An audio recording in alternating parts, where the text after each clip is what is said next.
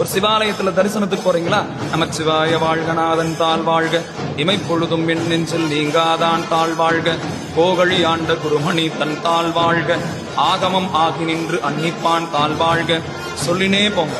அப்ப தொடர்ந்து நாம் நிறைய நேரம் இறைவனை தரிசனம் செஞ்சவங்களா ஆகும். கருவறைக்கு முன்னாடி நாம் சாமி பார்க்கறது என்னமோ ஓரிரு நிமிடங்கள் தான் இருக்கும். ஆனால் இப்படி பதிகங்களை சொல்லிட்டு போனோம்னா நாம சாமியை பார்க்கறது ஓரிரு நிமிடம் தான், சாமி நம்மள நிறைய நேரம் பார்த்துன்னு இருப்பார்.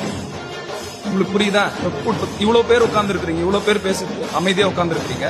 யாராவது ஒருத்தர் அங்க பேசினாங்கன்னா இங்க என்னுடைய கவனம் அங்க போகுது இல்ல, அங்க போகுது. அது மாதிரி வரிசையில எத்தனை ஆயிரம் பேர் வந்தாலும் இறைவனை தரிசனம் செய்யறதுக்கு அந்த நேரத்தில் அந்த கூட்டத்துல யாராவது திருமுறைகள் சொல்லின்னு வந்தாங்கன்னா எல்லார் கவனமும் சாமி மேல இருக்கும், சாமி கவனம் அவங்க மேல இருக்கும்.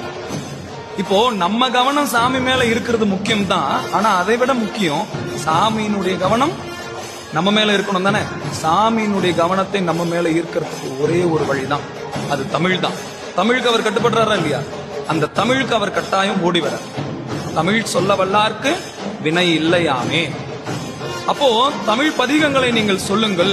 நீங்க சாமியை தேடி போக வேண்டியது இல்ல, சாமி உங்களை தேடி கட்டாயம் அந்த இடத்துக்கு வந்துடுவார். அதனால் நம்ம வாயார சாமியினுடைய நாமங்களை சொல்வதற்கு ஒருபோதும் வெட்கப்படக்கூடாது.